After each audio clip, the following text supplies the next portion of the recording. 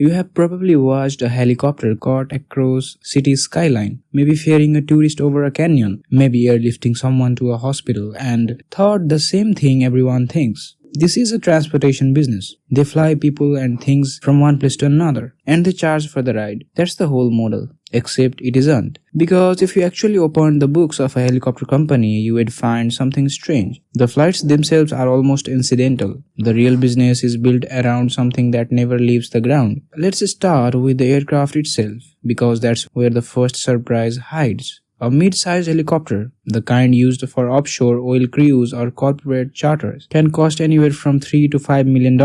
A heavy lift model can run past $20 million. And here's the part that throws people off. The helicopter is almost never the thing that makes the company money. It is the thing that starts the clock on spending it. Every helicopter engine, every rotor blade, every gearbox has something called a life limit. Not a suggestion, not a maintenance recommendation, a hard number set by the manufacturer and enforced by aviation regulators. Fly past that number of hours and the part isn't repaired. It is retired, thrown away, replaced with a new one, whether it still works fine or not. Now imagine owning a machine where you are legally required to replace healthy, functioning parts on a countdown clock. That's not a cost of doing business. That is the business. This is where the industry's best kept secret starts to surface. Helicopter companies don't primarily sell flights. They sell flight hours, and flight hours are inventory, exactly like a warehouse full of goods slowly expiring on a shelf. Every hour in the air burns down the value of a $100,000 transmission and a $500,000 engine. So the pilot isn't just flying a customer from point A to point B. He is spending down an asset in real time, one that has to be refilled with cash sooner or later. That's why almost every serious operator sets aside something called a maintenance reserve. For every hour flown, a set amount of money, sometimes $200 and sometimes $2,000, gets logged away specifically to cover the eventual overhaul. It's not profit. It's not even really an expense yet. It's a forced savings account the aircraft is filling for its own future surgery. And here's where the psychology kicks in.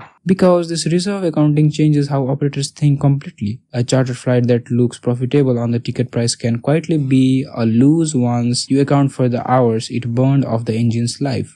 So pricing isn't about fuel and pilot wages. It's about how many dollars of future tear down you just committed to the moment the skids left the ground. Now here's where it gets even more interesting, because the manufacturers know all of this too, and they built an empire around it. Helicopter makers, companies like Airbus Helicopters, Bell and Leonardo, don't just sell you the aircraft once and walk away. They sell you into a closed ecosystem. Spare parts are proprietary. Certified maintenance has to go through their approved shops, using their approved technicians with their approved parts. At prices they set you can't call just a generic mechanic because your rotor hub needs servicing. Only a handful of shops on Earth are even legally allowed to touch it. This is the razor and blades model, except the razor costs $8 million and the blades cost more than most people's houses. The aircraft purchase is almost the entry fee. The real, recurring, decades-long revenue stream is parts and certified maintenance. And it's a stream the manufacturer controls completely because they hold the only key. The real winners are the ones who found a way around the fragility of the model entirely. But first, understand what that fragility looks like for everyone else. It is rarely the small operator running 2 or 3 helicopters for tours or charters who comes out ahead. Their margins get squeezed from every direction. Fuel costs that swing with oil prices, insurance premiums that can eat 10 to 15% of revenue before a single flight happens, and maintenance reserves stacking up whether the helicopter flies or sits parked in a hangar collecting dust and depreciating anyway. Then there is the psychology layer that keeps this whole industry running, and it's built on something deeper than convenience. It is trust. At a level most businesses never have to sell, because unlike a car or a plane with 2 engines and thousands of feet of altitude to recover from a problem, a helicopter close to the ground has far less margin for error if something goes wrong. Passengers are, whether they realize it or not, paying a premium for the belief that this exact aircraft flown by this exact pilot following an exhausting, expensive maintenance schedule will bring them home safely.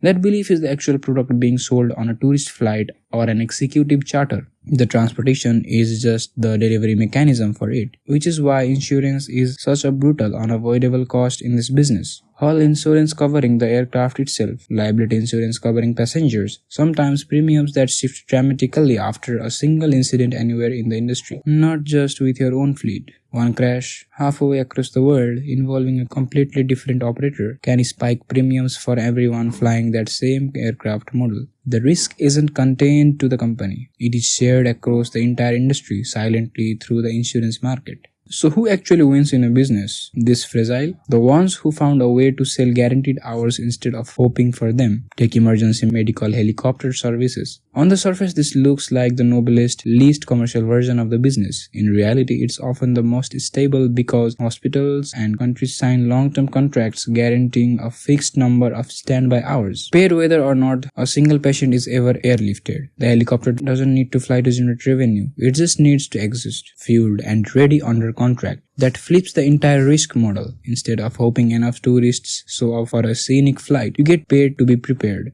Offshore oil and gas support works the same way. Companies ferrying crews to rigs in the Gulf of Mexico or the North Sea don't sell individual tickets. They sign a multi-year contracts with energy companies, often logging in guaranteed flight hours regardless of oil prices in a given month. It is less here's your fare and more here's your subscription, except the subscription costs 6 figures a month and comes with an aircraft attached. And this reveals something almost nobody thinks about when they picture a helicopter business. The safest, most profitable version of this industry has almost nothing to do with flying people around for fun. It's about locking in guaranteed utilization the same way a gym doesn't actually want you working out constantly. It wants your monthly payment showing up whether you use the treadmill or not. Conclusion. So when you add it all up, the helicopter itself is closer to a stage prop than the actual business engine. The real economics are running quietly underneath. Hours ticking down against 6-figure part replacements, insurance markets punishing the whole industry for the mistakes of one operator, and the smartest companies escaping the volatility entirely by selling guaranteed standby hours instead of hopeful ticket sales. The next time you see a helicopter lift off, whether it's rushing toward a hospital or gliding a couple over a coastline for their anniversary, remember what's actually happening beneath the rotor wash. You are not just watching a flight, you are watching a countdown clock on a gearbox, a maintenance reserve quietly filling up, and an entire hidden economy that decided decades ago that the real money was never in the flying at all.